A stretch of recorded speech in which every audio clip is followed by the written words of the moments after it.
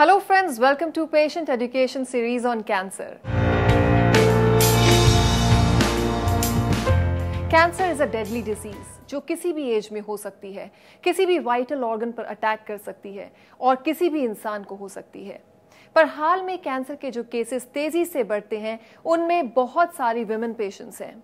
आज हम विमेन को होने वाले कैंसर्स के बारे में जानेंगे और ये जानकारी देने के लिए हमारे साथ हैं कैंसर स्पेशलिस्ट और मैक्स हेल्थ केयर के ऑन्कोलॉजी डिपार्टमेंट की director doctor Anupama Hooda. Hello doctor, welcome to the show. Thank you very much. महिलाओं में सबसे आम कैंसर कौन सा होता है? महिलाओं में ज़्यादातर दो तरह के कैंसर देखे जाते हैं, स्पेशली हमारे देश में ब्रेस्ट कैंसर और सर्विकल कैंसर। ब्रेस्ट कैंसर स्तन के कैंसर को कहते हैं और सर्विकल कैंसर बच्चेदानी की मुंह का कैंसर जो होता है उसको कहते हैं। ब्रेस्ट कैंसर देखिए इस बीमारी का नाम है जिसमें शरीर की कोई भी सेल बिना हिसाब किताब के बढ़ती रहती है। ब्रेस्ट कैंसर क्या है? देखिए, कैंसर एक ऐसी बीमारी है जिसमें शरीर के सेल बिना हिसाब किताब के बढ़ते रहते हैं, बिना कंट्रोल के बढ़ते रहते हैं। कैंसर शरीर के किसी भी हिस्से का हो सकता है। कुछ कैंसर ज़्यादा कॉमनली देखे जाते हैं, कुछ कैंसर इतनी कॉमनली नहीं देखे जाते हैं। जो कैंसर महिलाओं में स्तन के हिस्से में होता है उसको हम ब्रेस्ट कैंसर कहते हैं। क्या महिलाएं खुद ब्रेस्ट कैंसर का पता लगा सकती हैं? महिलाएं अपने आप उस चीज़ का पता लगा सकती हैं, लेकिन आप ये सोचिए कि जब कैंसर की एक नेचुरल प्रोग्रेशन होती है, सबसे पहले एक सेल कैंसरस होता है। उस स्थिति में कोई भी टेक्नोलॉजी हमारे पास ऐसी नहीं है जो कैंसर का पता लगा सके, लेकिन धीरे धीरे वो एक सेल से बढ़कर 2, फिर 10, फिर 100, फिर 1000 हो जाती है। उन हालातों में कुछ हमारे पास ऐसे टेस्ट होते हैं जो कि प्री कैंसरस कंडीशंस को डिटेक्ट कर सकते हैं। तो स्तन के कैंसर को प्री कैंसरस कंडीशन में डिटेक्ट करने के लिए मैमोग्राफी नाम की एक टेस्ट होता है जिसमें स्तन के एक्सरे की तरह फिल्में ली जाती हैं। उस हद तक कोई भी सिम्टम या गांठ शायद हाथ लगाने में महसूस नहीं होगी, लेकिन अगर उस स्टेज पे बीमारी डिटेक्ट ना हो और बढ़ती रहे तो कई तरह के सिम्टम आ सकते हैं। और महिलाएं अपने आप से जागरूक हैं, उनको अगर मालूम है कि अपना शरीर कैसा महसूस होता है तो वो फटाफट जाके अपने डॉक्टर के पास उसको दिखा सकती हैं। और शायद वो कैंसर ना हो, लेकिन इम्पॉर्टेंट बात यह है कि उस चीज़ की जांच करानी ज़रूरी है। ब्रेस्ट कैंसर का पता लगाने के लिए मैमोग्राम के अलावा और कौन से टेस्ट हो सकते हैं? गोल्ड स्टैंडर्ड मतलब सबसे अच्छा टेस्ट है मैमोग्राम, लेकिन कभी कभी अल्ट्रासाउंड जो कि एक नॉन इन्वेजिव टेस्ट है, सिंपल सा टेस्ट है, उससे भी हो सकता है। एक और चीज़ है जो आप लोग घर पे कर सकते हैं, वो ये है कि अपने आप को खुद जांच करना, उसको बोलते हैं ब्रेस्ट सेल्फ एग्जामिनेशन। क्या पुरुषों में भी ब्रेस्ट कैंसर की संभावना होती है? जो स्तन का टिश्यू होता है वो आदमियों में भी होता है और महिलाओं में भी होता है। आदमियों में जैसे जैसे और चीज़ें डेवलप होती हैं वो चीज़ डेवलप नहीं होती, वो रूडिमेंट्री रहता है। लेकिन औरतों में क्योंकि आगे चल के चाइल्ड बर्थ और ब्रेस्ट फीडिंग का फंक्शन नेचर ने फुलफिल करना है तो स्तन पूरा डेवलप हो जाता है। आदमियों में भी ब्रेस्ट कैंसर देखा जाता है, लेकिन उसके होने का इंसिडेंस बहुत ही कम है। हर 100 ब्रेस्ट कैंसर जो हम औरतों में देखते हैं उसके हिसाब से एक ब्रेस्ट कैंसर मेल में देखते हैं। तो रेशियो है 1:100। सर्वाइकल और ब्रेस्ट कैंसर आम है, लेकिन ओवेरियन कैंसर क्या होता है? क्या ये शरीर के दूसरे भागों में भी फैल सकता है? महिलाओं में 2 ऑर्गन होते हैं, राइट एंड लेफ्ट, जिसको हम ओवरी कहते हैं। ओवरी हमारे फर्टिलिटी ऑर्गन्स हैं। वो एक्टिव होने लगते हैं जब हमारी बच्चियां प्यूबर्टी अटेन करती हैं या जब मेंस्ट्रुएशन शुरू होती है। ओवरी का फंक्शन है एग्स बनाना ताकि आगे चल के चाइल्ड बर्थ हो सके। वो हर महीने साइक्लिक फैशन में होता है जो कि हार्मोन साइकिल से रिलेटेड होता है। ओवेरियन फंक्शन हार्मोन्स के थ्रू गवर्न्ड होता है। ओवरी हमारी दोनों तरफ यूट्रस बच्चेदानी के रिलेशनशिप में बैठी होती हैं, पेट के नीचे वाले हिस्से में। कैंसर जैसे मैंने पहले कहा शरीर के किसी हिस्से में भी हो सकता है। ओवेरियन कैंसर भी देखा जाता है। ओवेरियन कैंसर का इंसिडेंस इतना हाई नहीं है जितना कि ब्रेस्ट कैंसर और सर्वाइकल कैंसर का है। ओवेरियन कैंसर थोड़ा टेंडेंसी है कि लेट पता चलता है और कई बार अर्ली सिम्टम्स और साइंस नहीं आते हैं, लेकिन जब बीमारी डेवलप करती है तो एक ओवरी में या दोनों ओवरी में हो सकती है और धीरे धीरे गांठ की तरह डेवलप करती है और आगे चल के कुछ सिम्टम्स वगैरह हो सकते हैं इस चीज़ के। जनरली ये हम 5वें या 6ठे रैंक पे मानते हैं औरतों के कैंसर में ओवेरियन कैंसर। ओवेरियन कैंसर क्या शरीर के दूसरे हिस्सों में भी फैल सकता है? ओवेरियन कैंसर दूसरे शरीर के भागों में फैल सकता है। ओवेरियन कैंसर की जब ग्रोथ होती है शुरू में वो हमारे पेट में ही फैलता है, तो एक ओवरी से दूसरी ओवरी में पहुंच गया, ओवरी से यूट्रस या बच्चादानी इन्वॉल्व हो सकती है।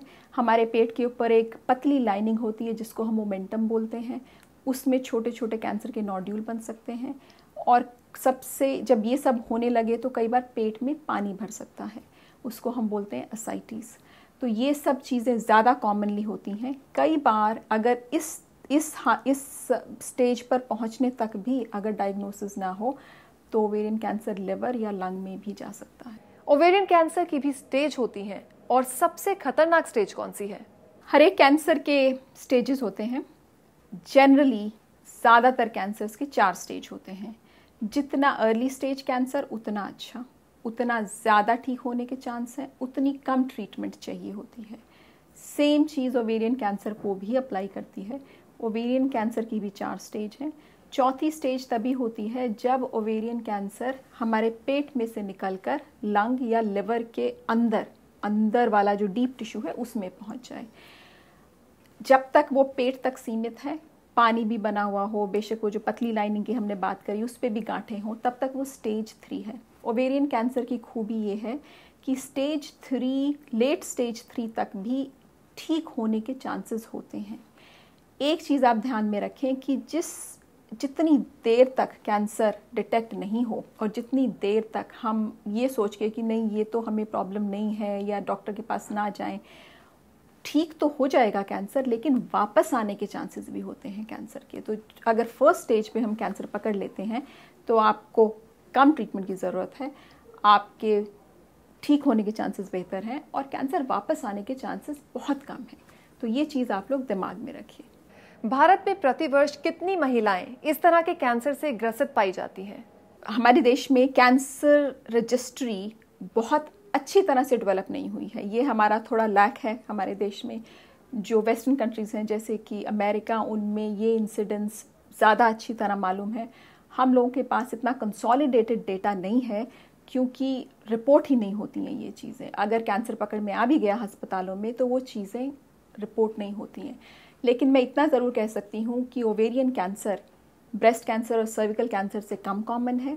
सबसे ज़्यादा अगर हम टॉप कैंसर्स लें जो औरतों को अफेक्ट करते हैं वो है cervical cancer lower socio economic status में, breast cancer higher socio economic status या अर्बन सिटीज़ में, लंग कैंसर भी आजकल काफ़ी कॉमनली देखा जा रहा है। ओवेरियन कैंसर कहीं 5वें और 6ठे नंबर पे आता है। अगर ओवेरियन कैंसर है तो उसका पता कैसे लगाया जाए? देखिए, सबसे पहले तो किसी भी कैंसर के लिए टेस्ट करने से पहले ज़रूरी है कि आपको सिम्टम्स और साइंस क्या हैं। कोई भी डॉक्टर आपको देखेगा तो सबसे पहले आपसे हिस्ट्री लेगा, उसको हम बोलते हैं मेडिकल हिस्ट्री।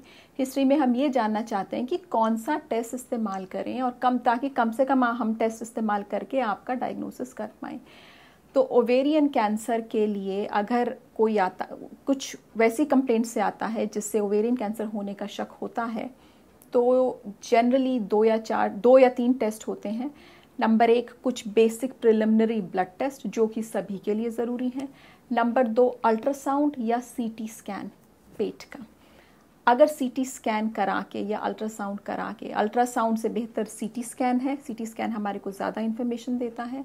अगर सीटी स्कैन लगा के ऐसा देख के ऐसा लगता है कि सब चीज़ें, सिम्टम्स, ब्लड टेस्ट जिनमें कुछ ट्यूमर मार्कर भी हो सकते हैं और सीटी स्कैन ओवेरियन कैंसर की फेवर में है और ऐसा लग रहा है कि इलाज सर्जरी से हो सकता है, तो हम बहुत बार टुकड़ा जांच के लिए नहीं लेते, लेकिन कुछ केसेस में जांच के लिए टुकड़ा लेना भी ज़रूरी पड़ सकता है।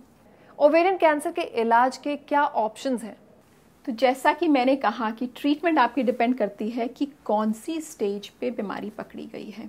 ओवेरियन कैंसर बहुत अच्छे से ट्रीट हो सकता है, क्योरेबल है, बिल्कुल क्योर हो सकते हैं, लेकिन इसके लिए ज़रूरी है कि हम बीमारी को जल्दी स्टेज, छोटी कम स्टेज पे पकड़ लें। अगर स्टेज 1 पे पकड़ा जाए तो शायद सर्जरी के अलावा कुछ ज़रूरत नहीं है। 3 तरीके से या 2 या 3 तरीके से हम ट्रीटमेंट करते हैं ओवेरियन कैंसर का, सर्जरी, कीमोथेरेपी या कभी कभी कुछ टैबलेट इस्तेमाल कर सकते हैं जो कि उन पेशेंट्स में देते हैं जिसमें बीमारी काफ़ी बड़ी हुई है। आजकल नॉन कीमोथेरेपी दवाइयाँ, जिसको हम टारगेटेड मेडिसिन कहते हैं, उनका भी इस्तेमाल करते हैं ओवेरियन कैंसर में, या बायोलॉजिकल मेडिसिन जिनको बोलते हैं। तो अगर शुरू की स्टेज में पकड़ा जाए तो सर्जरी शायद बहुत है, लेकिन अगर लेट स्टेज 1 या स्टेज 2 में हो तो फिर सर्जरी के साथ कीमोथेरेपी भी देते हैं, लेकिन कीमोथेरेपी का कोर्स कम है, शॉर्ट है, क्योंकि आपकी बीमारी जल्दी स्टेज पे पकड़ी गई और क्योर होने के चांसेस उस वक्त भी बहुत अच्छे हैं। जैसा कि मैंने बताया कि लेट स्टेज 3 तक चांसेस हैं क्योर होने के। तो जितनी जितनी स्टेज बढ़ती जाती है, ट्रीटमेंट की ड्यूरेशन और ट्रीटमेंट कितना चाहिए उसकी रिक्वायरमेंट बढ़ती जाती है। क्या कुछ महिलाओं में दूसरी महिलाओं की तुलना में कैंसर का रिस्क ज़्यादा होता है? हमारे देश का वो डेटा लैकिंग है, लेकिन अगर हम वेस्ट में देखें जहाँ की डेटा निकालना और उसकी कंपाइलेशन बहुत अच्छी है, तो इस तरह के कैंसर का रिस्क 10% है। मतलब 100 में से 10% औरतों को ही उस तरह के कैंसर का रिस्क है। और वो रिस्क हम लोग, सबसे इम्पॉर्टेंट चीज़ जो उसमें है कि जब हम पेशेंट की हिस्ट्री पूछते हैं, उसमें एक कंपोनेंट होता है फैमिली हिस्ट्री, कि आपके परिवार में, मतलब आपके ब्लड रिलेटिव्स में किस किस को कैंसर था और किस किस तरह का कैंसर था। तो अगर हम ये रिस्क असेसमेंट करना चाहें तो उसका मोस्ट इम्पॉर्टेंट कंपोनेंट वो वाली हिस्ट्री ठीक से देना है। अगर ऐसा लगता है कि आपके परिवार में कुछ महिलाओं को ब्रेस्ट कैंसर था, कुछ महिलाओं को ओवेरियन कैंसर था, तो आपका रिस्क, जिसको हम बोलते हैं हेरिडिटरी कैंसर होने का ज़्यादा है, या जेनेटिक रिलेटेड कैंसर होने का ज़्यादा है। ये जेनेटिक कैंसर्स बोलते हैं इनको। उस हालात में कुछ ब्लड टेस्ट होते हैं जो कि किए जा सकते हैं ताकि हम पता कर लें कि ये जेनेटिकली रिलेटेड कैंसर है या नहीं है, क्योंकि उसकी इम्प्लीकेशंस आपको, खाली आपको नहीं, आपके बच्चों को और आपके रिश्तेदारों में भी हो सकती हैं। लाइफस्टाइल में बदलाव के चलते कैंसर के रिस्क को कम किया जा सकता है? कुछ ऐसे कैंसर्स हैं जिनका डायरेक्ट कॉजल रिलेशनशिप है अपने रिस्क फैक्टर से।